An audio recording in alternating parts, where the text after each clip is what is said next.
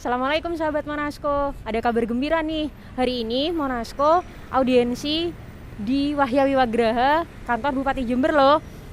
Kami juga kedatangan tim dari BRIN atau Badan Riset Nasional untuk bekerja sama terkait dengan lisensi Monasco. Ikutin kegiatan kita selanjutnya ya.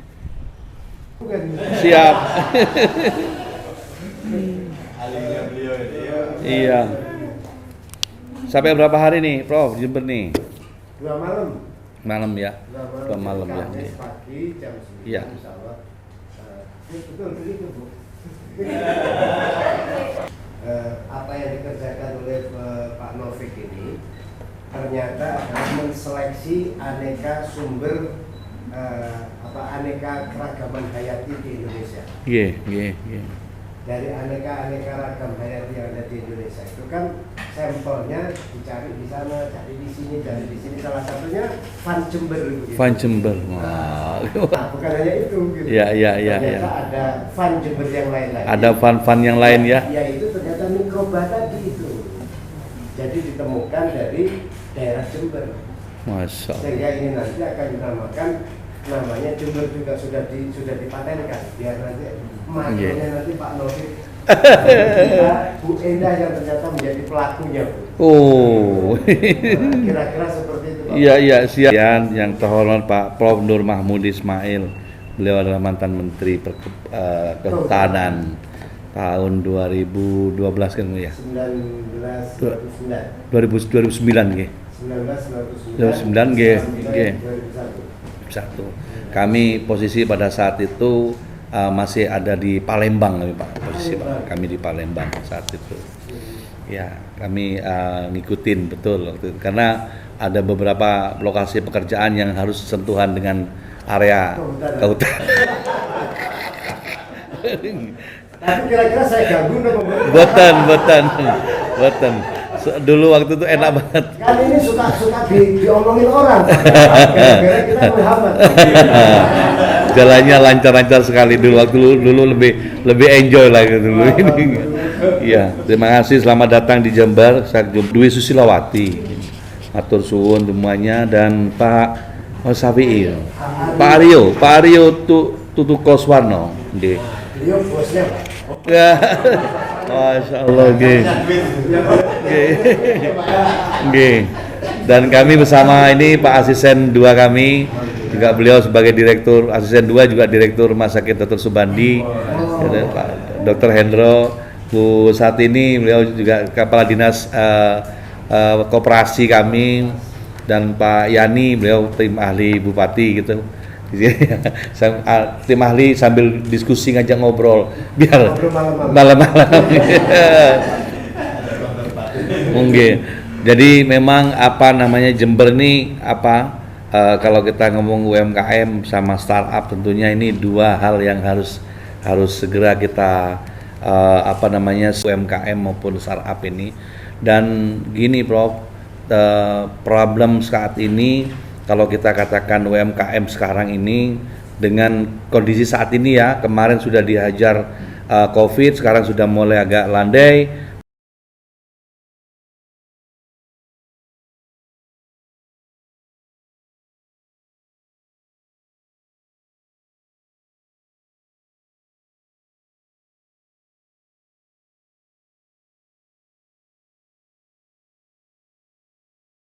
Ini ada resesi, ada UMKM, ini 2 sisi yang saling menjepit posisi kita di antaranya. Ini hasil kajian kemarin pertemuan Bank Indonesia di Bali, se-Indonesia kemarin para bankir kumpul informasi seperti itu. Ini posisi kita di angan-angan. Ada masukan dari brand UMKM maupun startup ini kira-kira ada satu pilot project skill yang bisa langsung kita eksekusi secara langsung gitu Pak. Monggo Prof, Prof Nur Mahmudi mungkin bisa disampaikan, kita ngobrol-ngobrol. Silakan Prof. Terima kasih atas kesempatannya untuk bisa hadir di sini. Terima kasih sebelumnya kami ucapkan atas nama BRIN. Kami memang tujuan kami adalah saat ini kami sedang memfasilitasi Pak pemanfaatan hasil riset yang ditemukan oleh Pak Novik yang nantinya akan dimanfaatkan oleh Ibu Endah dalam proses ini adalah berupa Monaskus ya Pak. Pembuluh darah Bapak menjadi lebih lentur, nggak kaku. Karena kekakuan pembuluh darah itu bikin tekanan darah kita itu menjadi Iya. tinggi. Yang kedua, ada komponen aktif yang lainnya lagi yang menghambat proses pembentukan kolesterol dalam hati kita. Jadi kita jangan sampai berlebih, bisa dikendalikan. Kemudian yang ketiga adalah punya komponen lagi yang tukang ngerokin kelebihan plak yang ada di dalam tubuh. ya. Kan hampir seluruh komponen yang di situ nanti dijelaskan oleh Pak Profesor Novik ini, meskipun belum profesor, saya sudah profesor. Karena dia sudah melebihi saya Pak. Kalau saya cuma lebih dulu lahir aja gitu. Ininya. Jadi saya merasa komponen yang sederhana yang sekedar jadi bubuk ini kalau kita makan, insya Allah jadi remaja lagi Bapak. Terima kasih Pak. Saya kira ini yang ingin saya sampaikan. Assalamualaikum.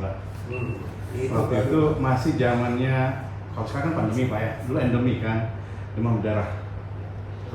Beras.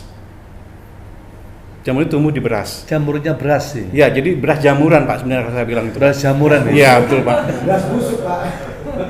Kalau tempe kan jamurnya tumbuh di kedelai kan Pak ya. Kedelai. Ini di beras. Nah, jadi kami keliling Indonesia untuk mencari jamur-jamur tersebut. Datang balik lagi ke lab, ya kami seleksi seperti apa.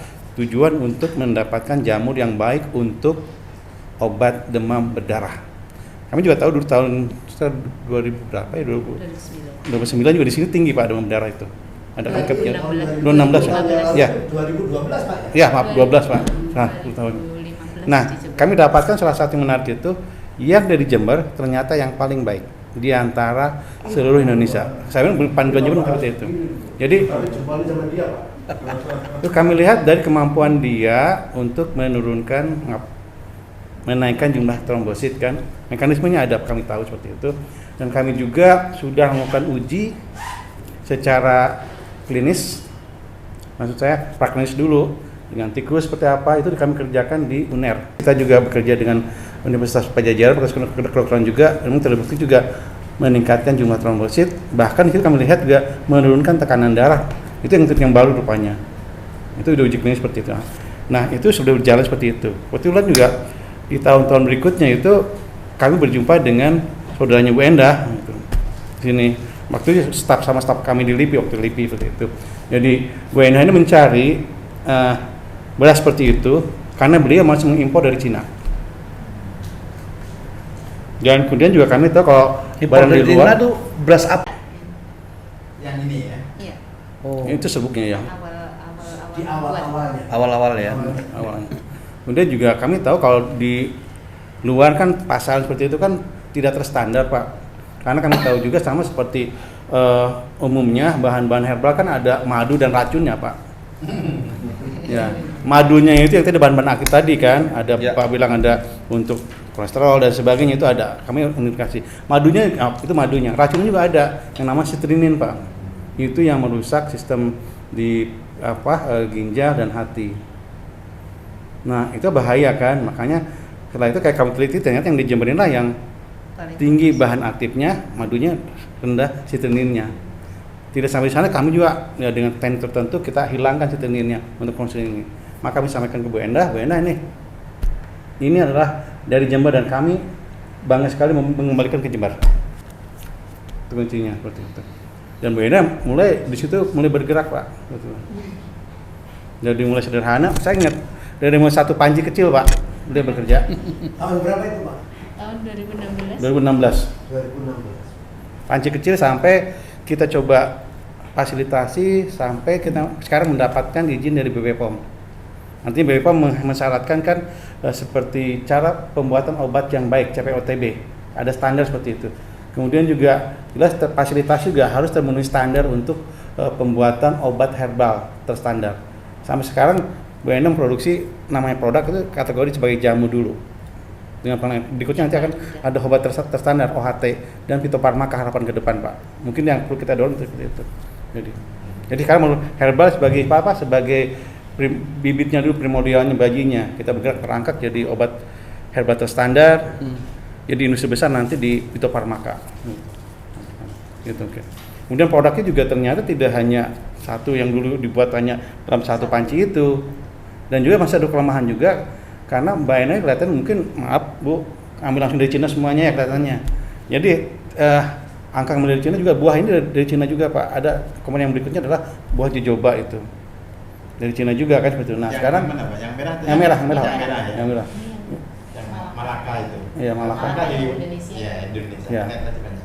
Nah kita coba ganti itu substitusi, ternyata kami bisa yang gampang itu dengan tomat. Jadi buah jojoba yang dari Cina kita ganti dengan tomat. Tomat sini banyak tomat yang kecil-kecil Bu ya? Dari mana tuh? Cherry, tomat yang Ranti, ranti. ya? Ranti namanya. Oh kalau sini. Kalau yang kecil namanya ranti, yang besar tomat. Itu Pak. Dan itu juga sudah dipatenkan Pak. Alhamdulillah tahun ini udah keluar patennya. Jadi harapan tahun depan Mbak Ena silakan produksi ganti itu semua dari Cina. Maksud saya seperti itu. Ini yang ngangkat Indonesia. Terus angkat tadi dengan apa? Tapi juga produk-produk digabungkan dengan herbal kita juga, ada Rimpang, kurkumin dan rimpang. rimpang sebagainya. Mungkin itu Pak cerita sejarahnya seperti itu. Tapi prinsipnya kami waktu itu mendukung mencari juga sumber dana sebagainya dari baik dari LIPI maupun dari Kemenristek Dikti waktu itu. Beliau sudah mendapatkan seperti grant untuk IBT ya, inkubasi bisnis teknologi untuk 2 tahun. Makanya beliau cepat sekali membangun ini juga gitu. Tapi saya bersyukur karena ibu inilah yang bekerja keras untuk itu semuanya Pak. Kami hanya memfasilitasi ini, Mbak ini bendanya ini seperti itu, ini yang bekerja keras seperti itu. Semua ini adalah hasil daripada Jember ini pada sini Pak. Dari mulai rumahan sampai sekarang punya fasilitas